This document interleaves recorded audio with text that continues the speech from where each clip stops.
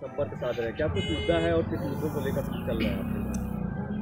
देखिए, सबसे बड़ा मुद्दा है कि विपक्षी पार्टियां वो इस विधानसभा चुनाव में जनता को भ्रम में डालकर धोखे से उनका वोट लेने का जो प्रयास कर रही हैं उसको रोकना है। आप सभी जानते हैं कि 2007, 2012 और 2017 7 में बहुजन समाज पार्टी, 12 में समाजवादी पार्टी और 17 में भारतीय जनता पार्टी की सरकार बनी।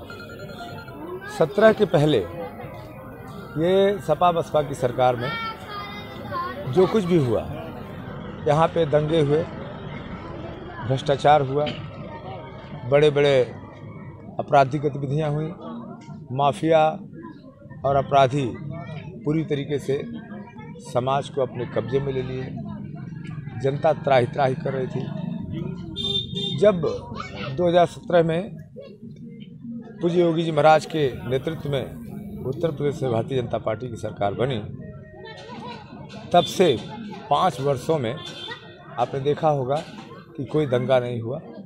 सारे गुंडे, माफिया, अपराधी जेलों में बंद हैं और उन्होंने जो काले धन से बड़ी बड़ी बिल्डिंगें खड़ी कर रखी थी, उन पे बुलडोजर चला।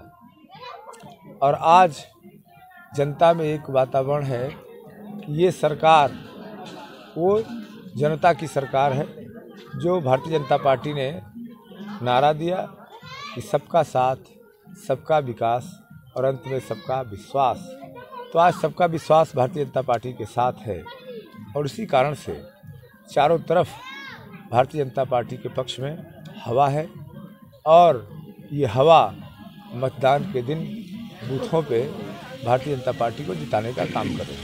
क्षेत्र में आप चल रहे हैं, क्या कुछ मुद्दा रख रहे हैं जनता के बीच? देखिए, मैं तो सिर्फ इतना ही कहता हूँ कि विकास एक अनवरत प्रक्रिया है। विकास के जो काम हुए हैं, जो काम आगे होने हैं, उनको बढ़ाया जाएगा और जन आकांक्षाओं के अनुरूप सारे कार्य होंगे। भले ही मैं विधायक हो जाऊं, लेकिन विधायक का अधिकार हमारे जनता के पास होगा। जनता जो सामूहिक निर्णय लेगी वो सारे कार्य किए जाएंगे। सभी लोगों के साथ मिल करके योजनाएं बनाई जाएंगी और सामूहिक निर्णय के आधार पर कार्य किया जाएगा। एक सवाल आपसे है कि आप जो है तीसरी बार चुनाव लड़ रहे हैं, क्या ऐसी मजबूरियां आपके सामने रहती हैं जो आप पार्टी को चेंज कर दें? देखिए, मैंने कभी पार्टी को चेंज नहीं किया है।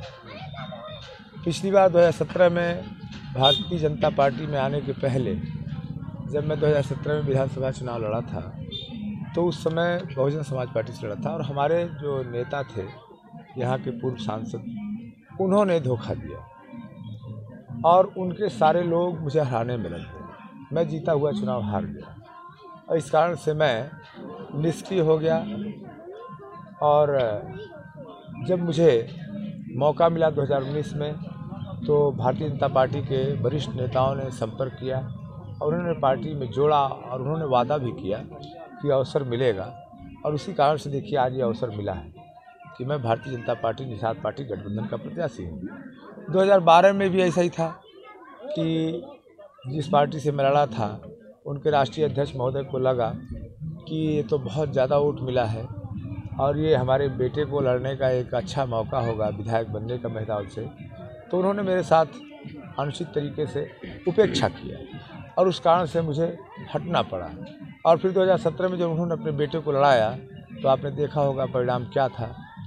जब मैं लगातार दोनों बार दूसरे नंबर पे था और 2012 में राष्ट्रीय अध्यक्ष महोदय के बेटे 5वें नंबर पे थे, ये तो आपने देखा ही होगा। तो ये मेरे साथ अनुचित जो तरीके से लोगों ने काम किया, वो मैंने पार्टी नहीं छोड़ी, लोगों ने पार्टी छोड़ने को विवश किया, मजबूर किया था जी। उन्होंने ये तय किया कि भाई अनिल त्रिपाठी जैसा साधारण आदमी अगर वो दूसरे नंबर पे चुनाव में पहुंच जाता है तो हम तो राष्ट्रीय अध्यक्ष हैं, हम लड़ेंगे तो हम तो 1 नंबर पे आ ही जाएंगे। ऐसे विचार से उन्होंने मुझे वो अवसर नहीं दिया। लेकिन आज मैंने जो 18 साल सेवा की है, तपस्या की है, और मेरे सेवा के बल का जो प्रभाव है, उसके कारण आज इतने बड़े पार्टी का, गठबंधन का मैं प्रत्याशी हूँ। और जनता की तरफ से मुझे जो असीम प्यार मिल रहा है, जो लोगों में उत्साह दिखाई दे रहा है मेरे प्रत्याशी होने के बाद, वो शायद अद्भुत है, अविश्वसनीय है। इस समय आप जो है बसपा से लड़ रहे हैं या सपा से लड़ रहे हैं, किससे लड़ाई आप? देखिए, हमारी लड़ाई न तो सपा से है न तो बसपा से है, ये दोनों आपस में लड़ रहे हैं। मेरी लड़ाई तो मुझसे है कि कितने भारी जनमत का सहयोग मुझे प्राप्त होता है, जनमत का कितना बड़ा आशीर्वाद मुझे प्राप्त होता है, इसके लिए मैं संघर्ष कर रहा हूँ।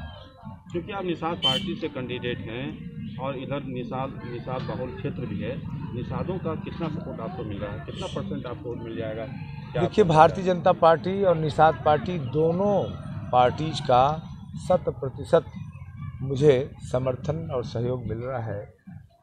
और इसके अलावा मेरा खुद का अपना व्यक्तिगत एक बड़ा सहयोगी परिवार है जो हर गांव में है। तो हम इस समय मान के चला जाए कि 3 पार्टीज के उम्मीदवार हैं।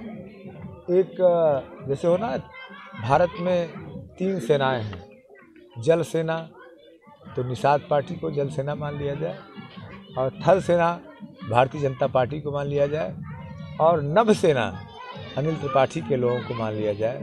क्योंकि अनिल मतलब होता है वायु, और वायु मतलब उसको आप जाने जाए हवा होती है। तो वो जल सेना, नभ सेना, थल सेना, ये 3 सेनाओं के द्वारा मैं चुनाव लड़ रहा हूँ और बहुत अच्छा परिणाम आएगा। आप जिसको परिवार मानते हैं, उस परिवार में कुछ आपके बहुत करीबी जो है मुस्लिम भाई लोग आपके साथ रहते थे, आज वो लोग नहीं दिख रहे हैं आपके साथ। आज भी हैं हमारे मुस्लिम भाई, हमारे आज भी हैं। आपको इसलिए कि उनको हमने दूसरी जिम्मेदारी दे रखी है, वो क्षेत्र में अपने संसाधनों से लड़ाई लड़ रहे हैं, वो अपने समुदाय को लोगों के बीच में जा रहे हैं और बता रहे हैं कि जो अन्य प्रत्याशी हैं उनसे बेहतर प्रत्याशी अनिल त्रिपाठी है, और अनिल त्रिपाठी उन लोगों की सेवा में लगा रहा है, और उन्हें भरोसा है कि अनिल त्रिपाठी जीतेगा तो अपने हर समुदाय का बराबर सेवा करेगा। किसको हराने जा रहे हैं आप? देखिए, बसपा को आप हराएंगे? ऐसा है कि ये तो भारतीय जनता पार्टी जीती थी और भारतीय जनता पार्टी निषाद गठबंधन जीतेगी, तो जो हारे हुए हैं उनको क्या हराना है। और ये लोग जो लड़ रहे हैं, कोई 3रे नंबर पे था, कोई 5वें नंबर पे था, तो आप बता दो भैया कौन सी लड़ाई है? कोई लड़ाई तो है नहीं, क्योंकि 3रे नंबर और 5वें नंबर वाले प्रत्याशी, वो तो बहुजन समाज पार्टी में प्रत्याशी कोई मिल नहीं रहा था, तो ये प्रत्याशी आ गए, इनको भी कहीं जगह नहीं मिली तो ये यहाँ आ गए। तो ये दोनों को दोनों ऐसे लोग हैं जो समाज से पूरी तरीके से नेग्लेक्टेड हैं। और जो समाजवादी पार्टी के प्रत्याशी हैं, ये तो पिछली बार भी 3रे नंबर पे थे। मैं तो उम्मीद करता था कि अखिलेश जी बुद्धिमान व्यक्ति हैं, समझदार व्यक्ति हैं, और वो प्रत्याशी के रूप में ऐसा प्रत्याशी देंगे जो कि मुझसे लड़ाई लड़ेगा। और मैं सोच रहा था कि निश्चित रूप से वो पप्पू निषाद जी को देंगे, क्योंकि पप्पू निषाद जी एक बार टिकट पाए थे समाजवादी पार्टी से, उसके पहले 3 बार समाजवादी पार्टी यहाँ से चुनाव जीती थी, 4थी बार पप्पू निषाद जी जीते थे।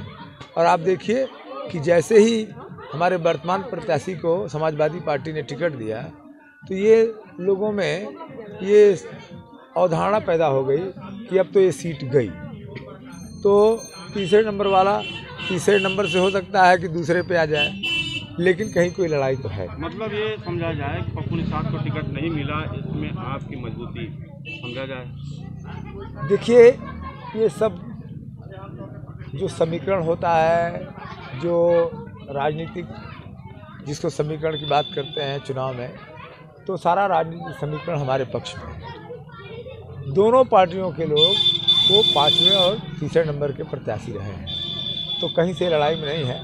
बाकी रही श्रीमान पप्पू निषाद जी की बात, तो उन्हें उपेक्षा का शिकार बनाया गया 2017 में भी और 2022 में भी, और जिन कारणों से ही बनाया गया हो मैं वो सब नहीं जानता, लेकिन ज़रूर उनके न आने से मैं और ज़्यादा मजबूत हुआ।